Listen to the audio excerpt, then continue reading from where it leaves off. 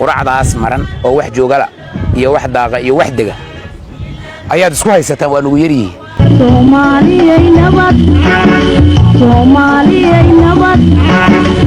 nabad baawanayo naxariisiga iyo barwaaqane Soomaaliyay nabad kii horena waa banaanya dacsiyaad ku wada jirtaan guriyeenii adduunsan dibna uma aragtaan weliina mid kale sii dishaana rabtaan dhalinyarada dhimanaysa miyaanay taariikhda aqoonin oo aanay ogeyn abtiyaashood iyo adeeradood meeshay ku dambeeyeen miyaanay ogeyn shalay kuwii dagaalkii magaaladan ka galay oo dhintay xagii jiraan maantadan aan joogna shalay kuwii galay xagii jiraan kuwa dhaawaca ahu oo isbitaallada yaalla maxay ku dhaawacmeen kan dhintay muxuu helaa adduunyada waxa loo xarbiyaa waa inaad ama adduunyo wax hesho ama aakhira wax hesho soo maaha dadka dagaalkan gala dad adduunyana maaha dad aakhirana maaha labadaba maaha dad adduunyo maaho tacab kama helaan oo nolol kama soo gasho oo nimanka dagaalkaas ku jiro aan labada dhagax ku soo arkay nimanka beesha lagu foosha dadka dhulkan jooga nimanka ugu caataysan oo ugu rafaadsan oo dhibka ugu badan ka muuqda adduun halkaasay ka joogaan aakhirana cadaab uu ka joogaa waa kii shuuq halkaas noogu sheegayo labada muslim ee seeftooda kulanto labadaba waa ahlu naar marka ma xadiiskaadan rumaysnayn ma aayadaadan rumaysnayn ma waxaanan ogeynaa jira ma waxaad aaminsantihiin in qaybadan ka mid oo gaala yihiin sidee ku dhici kartaa inaad masaajidkana aado halkaana qof walaalka oo muslim ah ku disho sidee isku qaban kartaa waxa ka cararayso masaajidka ka galaysid miyayna cadaab ahayn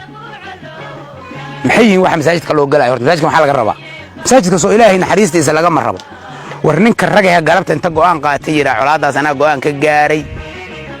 anaa geesi anaa banaanka taagan qabiil ma ahi fidna ma rabo muxuu ka baqa miyaanay ahayn wuxuusan aaminsanayn ilaahay ballanqaadku u bixiyay inuu run yahay ilaahay ballantu qaaday inay run tahay miyuu qofkaasi ka shakisayo wuxuu isleeyahay xasniyow mise ballanta ilaahay waxaa kala weyn warka shaydaanka iyo muuqaalka shaydaanka oo aan natiijada lahayn waxaan idiin sheegayaa ilaahay uu og yahay labada dhinacba waa la socdaa waxaad isku haysataan been waa propaganda waa been waa waxaan la taaban karin waa waxaan galabtay haddii faraha looga qaado qolo kasta waxa ay dalbanayso aan wax ugu soo kordhaahu jirin wax uga halaabo maahan waxaan ogahay waxa isku haysataan maanta qoladii faraha laga geliyo hal natiijo ay caaw la hooyanaysa ma jirto hal xabo la hooyanaysa ma jirto waxa isku haysataan raganimo waa oo shaydaan qurxiyo shaydaana qurxiyo waxaan ogahay intiin halkaan fadhisa oo qabiilada ka socda mid kastoo idan kamid oo waa dhibane gurigiisa tacsiya ka jirto si dadban iyo si toosan labadaba ninkii ka dhintay nin maanta dhihi kara jihaad uu ku dhinto janno jira ninkii uu raganimo iska dayayo oo rabo inuu warkiis ka leexiyo waa dhihi kara ama rabo inuu wiilal kale ku qaldo kuwa kale rabo inuu qaldo say biri dagaalka u galay ka soo ninkaas rag dhalay ayuu ahaa reerku u dhintay guriga reerku u dhis ninkii waa dhintay guriga reerku u dhisay biilkii ilmihiisa reerku u qoray masaajidkii u sadaqeeyeen sharaftii ammaanta uu yeeshay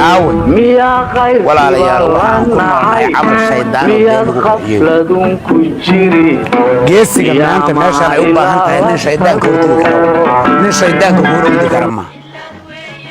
nin shaydaanka inta ka soo horjeesta dhihi kara waaye walaalkay beenaad ku socotaa dulmiyaad ku socotaa nin odagiisa gacanta ka qaban kara waaye oday wiilkiisa gacanta ka qaban kara waaye ragga dhalinyarada halkan jooga ayaan rabaa inaan fariin u diro iyo kuwa kalena daawo doona cimriga aabayaashiin iyo adeeradiin dagaalka ku gaarinina shalayga ay qabaan maantana ha qabinina maantaad fursad haysataan aakhiro cid lagu soo amaanay oo qabiil u dhimantay hadaa ogtiin ku dayda waa okay waa fiicanta qof inta qof qabiil u dilay leeyahay Allah ninkii hebel aha jannadii meel fiican inta aayad loo helo shaqaayad kor saari karo waa fiican tahay wada hawsha niman guriga ku helay oo ku tacbaday oo ku xoolaystay oo ilmahoodii wax ku barteen hadaa aragteen wada haddii bedelkeeda tooy qooma tahay oo hooyadii wiilkeeda dhintay ooynayso oo adiga walaalkaa waayo ooynaysid oo midka cuuriyaanka uu shalaysan yahay maxaa jidkan ugu socotaa waxaan rabnaa bini aadam noolaan nahay caqliga iyo dareenka inuu hogaamiyo ummadda ilaahay wuxuu garashada u siiyey inay go'aan ku gaarto waxaan aaminsanahay marka qabiilinta isku yimaado uu ku tashado aan reer hebel ku duulno